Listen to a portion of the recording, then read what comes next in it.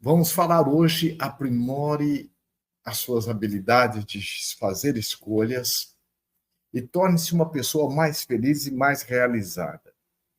Ninguém vive sem fazer escolhas. A vida é de escolhas. Está ligado diretamente à lei de liberdade. Todos nós temos a liberdade de estarmos fazendo a escolha que nós quisermos. Evidentemente, a lei de liberdade ela está em sintonia ou de mãos dadas com a lei de responsabilidade. Conforme nós fazemos as nossas próprias escolhas, nós estaremos tendo como resposta, se forem escolhas conscienciais, nós temos dois tipos de escolhas. Aquelas que são escolhas conscienciais, são aquelas escolhas ecológicas. É bom para mim, é bom para o outro, e é bom para o cosmos. E escolhas que nós fazemos automatistas. Escolhas, muitas vezes, sintonizadas com os nossos movimentos egóicos ou com o nosso lado sombra, por medo, por insegurança, por sentimento de rejeição, ou qualquer outro sentimento que não agrega valor nas nossas escolhas. Então, nós temos as escolhas condicionadas e nós temos também as escolhas essenciais. Quando vamos buscar na própria definição da própria Organização Mundial de Saúde, que ela coloca justamente nós, enquanto ser humano, nós somos um ser biopsicossocial e espiritual. Biológico porque nós temos um corpo, mas somos mais do que um corpo. Nós trazemos conosco uma história sociocultural, socioafetiva, desde a nossa infância, principalmente a primeira e a segunda infância, que são decisivas na formação da nossa personalidade. São a base da nossa personalidade. É claro que nós podemos reformular a nossa história. Filho de alcoólatra, embora trazendo consigo todos os conflitos que uma relação dessa forma produz, não quer dizer que ele tem que ser um alcoólatra. Então, nós podemos estar ressignificando a nossa história. Daí a importância de nós nos autorresponsabilizarmos.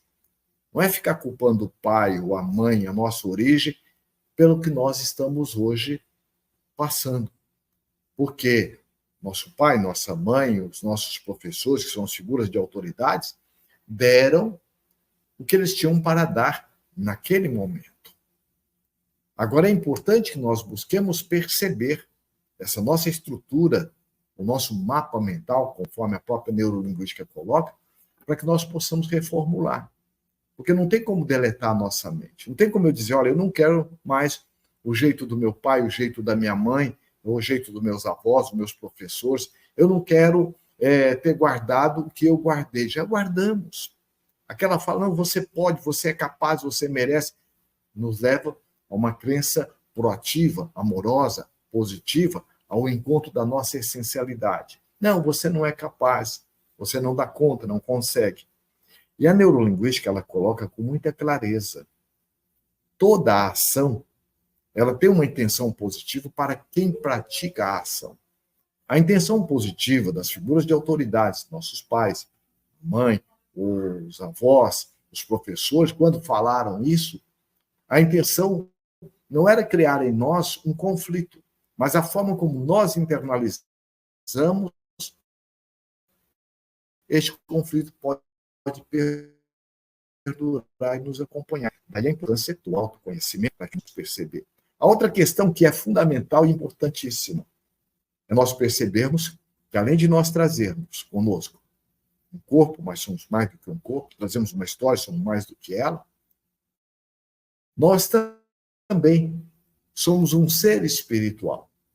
Enquanto ser espiritual, como já dizia Sócrates, nós somos viajores do tempo. E a vida na Terra é uma estação. Então, há muitos capítulos da nossa vida, enquanto espíritos imortais que somos, isso dentro da visão da psicologia transpessoal e consciencial, nós temos vários capítulos muito bem resolvidos. Isso já faz parte. Mas também tem alguns conflitos, algumas situações a serem melhoradas, a serem resolvidas. Daí a importância de nós estarmos buscando o nosso autoconhecimento. Então, esses fatores, olha, o fator espiritual, o fator social, o fator corporal, além a forma, a nossa estrutura de pensamento, vai estar nos levando à forma como nós nos posicionamos diante do mundo, diante das pessoas, diante das situações. E nós somos seres altamente influenciados, como também nós influenciamos pela nossa história, principalmente. Mas nós somos muito mais do que a nossa história.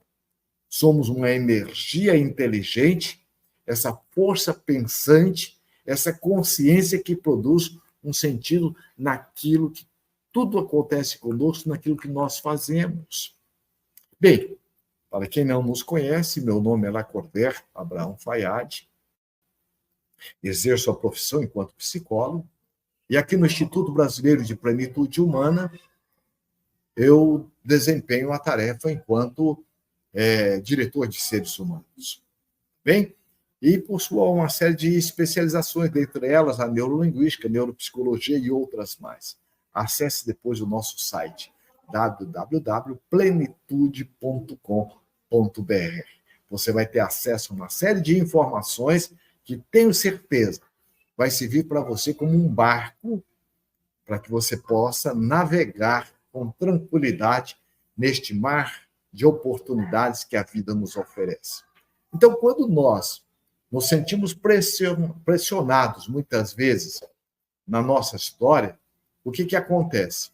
Nós, muitas vezes, vamos tomar certas atitudes focado nas pessoas, nas coisas e nas situações. E, com isso, nós limitamos o nosso potencial criativo. E o que acontece?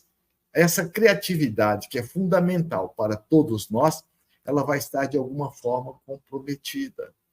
E no cerne das escolhas, principalmente as escolhas condicionadas, essa repetição desse circuito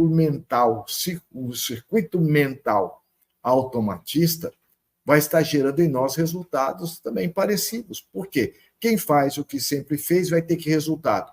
O mesmo de sempre.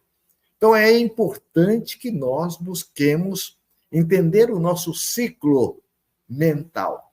Se eu tenho um padrão mental de dizer, eu não sou capaz, eu não consigo, eu não dou conta, o que acontece? As oportunidades acontecem, aparecem à minha frente, mas por medo, por insegurança, eu não as busco, não as internalizo e vejo as pessoas desenvolvendo, crescendo à minha volta, e isso aumenta ainda mais, muitas vezes, aquele sentimento de menos-valia, de incapacidade. Quando, pelo contrário, quando eu tenho uma leitura que eu tenho limitações, porque ninguém é bom já em tudo. Nós estamos sempre num processo de mudança. Por isso que nada está tão bom que não possa ser melhorado. Então, quando eu entro nesse círculo, né, nesse circuito vicioso de medo, de insegurança, de incapacidade, o que acontece? Eu entro muitas vezes tomando atitudes condicionadas pelo ciúme, pelo medo, pela insegurança. E aí o que acontece? Eu fico, muitas vezes, por exemplo, numa relação conjugal. Eu fico, de alguma forma, policiando, é policiar mesmo, o companheiro ou a companheira. Quando ele faz ou age e, de alguma forma, em que eu, naquele momento, desperta em mim o meu sentimento de menos-valia, como a nossa mente trabalha por associação, comparação, generalização e eliminação, por exemplo, se eu tenho uma crença por não focar em mim, que eu não sou bom o suficiente, se eu estou com a minha companheira ou meu companheiro, eu posso muitas vezes desenvolver um ciúme, achando que, e não me dou conta disso, que a qualquer momento ela pode ou ele pode encontrar alguém melhor do que eu. Agora, quando eu tenho a autoconsciência das minhas limitações e ajo na busca de transmutá-las, eu vou agir com coragem, com confiança, sabendo que aquela situação ela é conflitante para mim, mas eu não fico conflitado, porque aí é patológico. Então, eu sei que eu posso, eu mereço e eu consigo superá-la. Essa é a destinação de todos nós. Os desafios do nosso dia a dia têm uma única função: está nos ajudando a desenvolver a nossa criatividade. Por isso que é um pensamento da psicologia que diz justamente a vida em sociedade, ela é a pedra de toque do espírito. Se eu não tivesse me interrelacionando, é um pensamento da psicologia transpessoal consciencial. Se eu não tivesse me interrelacionando com pessoas, eu não estaria sendo convidado a perceber os meus desafios. Se eu tivesse na condição de um eremita, porque o eremita é aquela pessoa sozinha, que desafio ele tem de relacionar? Agora, a partir do momento que eu estou me interrelacionando com alguém, e cada pessoa vem de uma história diferente, de uma situação diferente, de um caldo sociocultural diferente, nos convidando à flexibilidade. E a flexibilidade, ela é fruto da nossa autoconfiança. E a autoconfiança é fruto do autoconhecimento. Mas não é o conhecimento pelo conhecimento. É o conhecimento meditado, refletido. O que eu posso retirar do que eu sei, do que eu conheço, para estar me ajudando diante dessa ou daquela situação. Porque também eu posso utilizar o conhecimento como um mecanismo de fuga. Porque às vezes eu me sinto menos diante dessa ou daquela pessoa, dessa ou daquela situação, e a única forma para eu poder me sentir ali, me posicionar, eu busco muitas vezes o conhecimento formal. Por isso que o mais importante não é o quanto nós conhecemos, é o quanto realmente eu me sinto, eu me vejo, eu me percebo, eu me acolho naquilo que eu conheço. Então, existe uma lógica emocional, que vai estar realmente nos levando a esse entendimento e também o porquê que nós mantemos certo circuito mental, principalmente o automatista, que nos leva muitas vezes a escolhas condicionadas. E na maioria das circunstâncias da vida, essas escolhas, logo depois, por que eu falei? Por que eu disse? Por que eu tomei essa atitude? Então, o que acontece? É fundamental que nós busquemos desenvolver conosco o autoconhecimento. E o autoconhecimento, ele nos possibilita desenvolvermos conosco o autodomínio. O autodomínio, eu percebo que muitas vezes eu estou inseguro.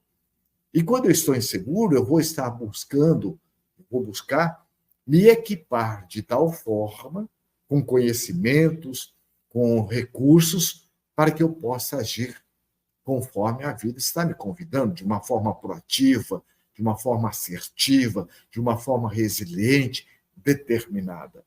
Porque o que é proatividade?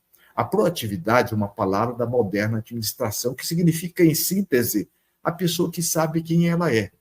Primeiro, para quem? Para si mesmo. Porque aqueles de nós que temos dúvida e insegurança de quem realmente nós somos, qual o movimento que nós temos? De ficar na codependência da validação do outro, do olhar do outro, da opinião do outro. Mas quando nós temos conosco a proatividade, eu sei quem eu sou para mim, e sei também que eu sou nos meus diversos papéis. O papel de pai, o papel de mãe, o papel de professor, o meu papel no profissional. Então, aquela pessoa que ela age com essa confiança, a autoconfiança. E naquilo que ela percebe, que ela deixa a desejar, ela não se acomoda. Porque ela tem dentro de si, no seu mapa mental, nada está tão bom que não possa ser melhorado. Portanto, na proatividade, além de você ter essa percepção de quem você é, a pessoa proativa ela também tem um projeto de vida centrado nela mesma. A própria neurolinguística nos coloca qualquer processo de mudança deve ser focado em você e no que você quer, naquilo que é o positivo. Eu não quero que a minha esposa brigue comigo. Estou querendo algo que é para ela, não brigar comigo. Eu quero me manter saudável, confiante, diante dos desafios que meu filho ou minha esposa, no meu trabalho, vier me apresentar. Então, o foco é em você e naquilo que é o que você realmente quer. Olha, eu não quero ficar nervoso ao telefone. Como que você está me vendo? Eu quero me manter cada vez mais calmo ao telefone, atendendo os meus clientes. Quando eu foco em mim e no que eu quero, eu estou agindo com proatividade. Mais ainda, a pessoa proativa, ela sabe onde ela está e onde ela quer chegar. Onde eu estou com os meus medos, com as minhas inseguranças, com as minhas crenças limitadoras. E como eu já me autoconheço, então, se eu estou trabalhando o meu autoconhecimento, eu busco no momento em que elas surgirem. Por quê? A cada momento emerge em nós uma situação nos convidando a desenvolver o ciclo positivo ou proativo, ou uma virtude correspondente na transmutação dos nossos sentimentos limitadores. Por exemplo, diante de uma situação de trabalho, ou conjugal, ou afetivo, dentro dessa percepção de escolhas conscienciais, eu já vou estar tomando uma atitude. O que é atitude? É diferente de quem tem comportamento. Comportamento é aquela pessoa que fica num comportamento repetitivo. Por exemplo, eu sempre dou um exemplo, eu tenho uma goteira em casa. E eu ponho o balde, encho o balde, eu jogo fora, encho o balde, eu jogo fora. Isso é o quê? Atitude ou comportamento? Isso é comportamento. A atitude é eu ir lá arrumar o telhado, realmente arrumar a goteira.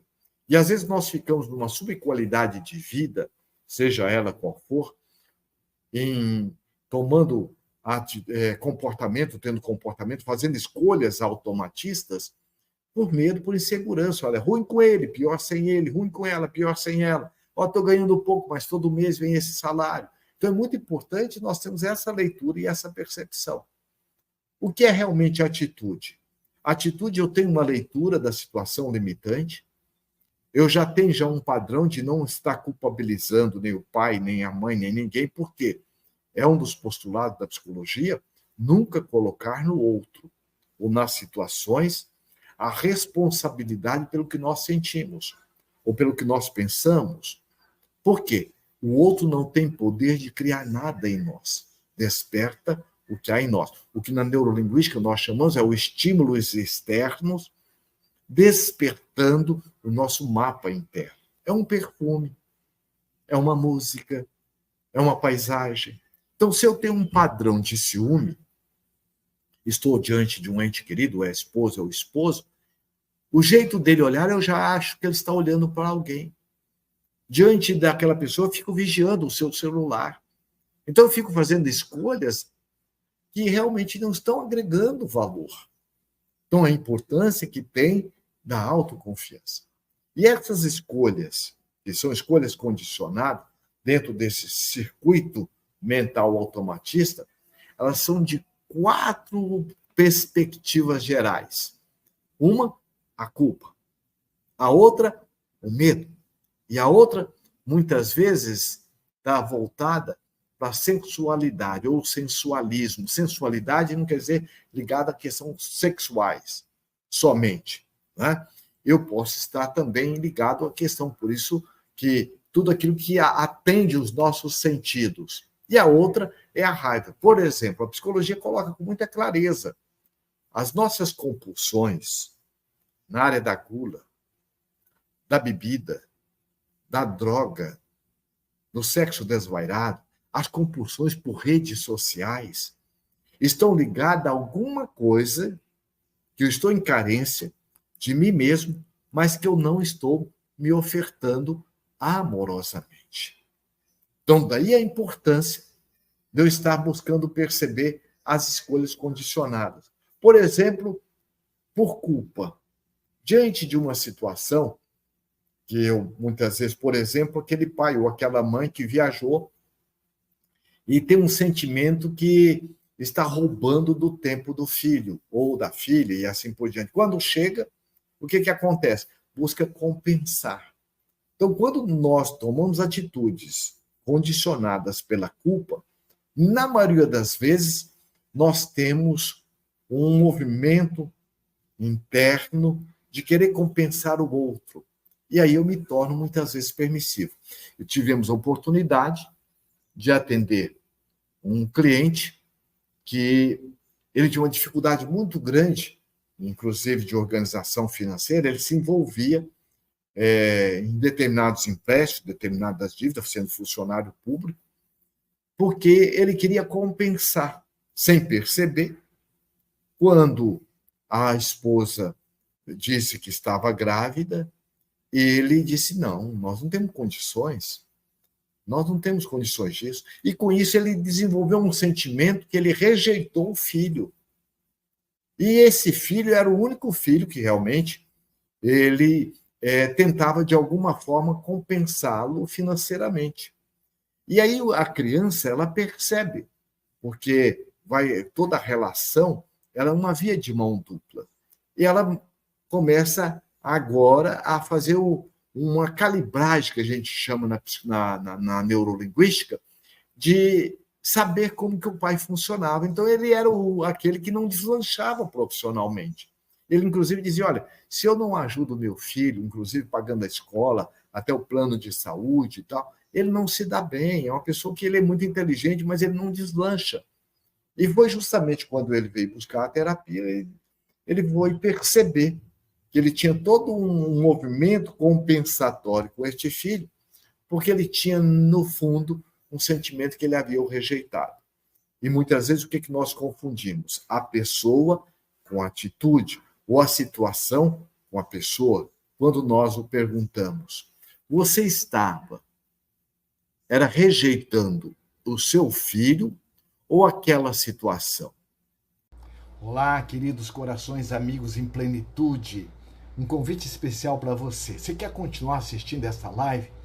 Entre no nosso clube de assinaturas Plenitude com Você, por apenas R$ 49,00 mensais. Em nosso clube, além de todas as lives que você terá acesso, você também poderá participar de um workshop de autoconhecimento com temas mais diversos. O workshop terá uma duração de 3 horas. Será apresentado uma vez por mês. Será realizado online por mim, Lacordaire Fayad, ou pelo Dr. Alírio de Cerqueira Filho. Caso você não possa participar conosco diretamente no workshop, você tem o direito de assistir a gravação quantas vezes você quiser. No clube, você tem também acesso a vários cursos de autoconhecimento. Além disso, participando do clube, você estará contribuindo com uma casa muito especial. A Casa Transitória Irmã Dulce é uma parceria do Instituto Brasileiro de Plenitude Humana com essa entidade filantrópica que cuida de pessoas com câncer como um suporte, pessoas que não têm onde ficar, tanto do estado como também de outros estados. Então, se você quiser e venha fazer conosco essa parceria, você clique no nosso site plenitude.com.br e também você poderá estar clicando no ícone das assinaturas, tá bem? Até lá, gratidão, uma próxima oportunidade.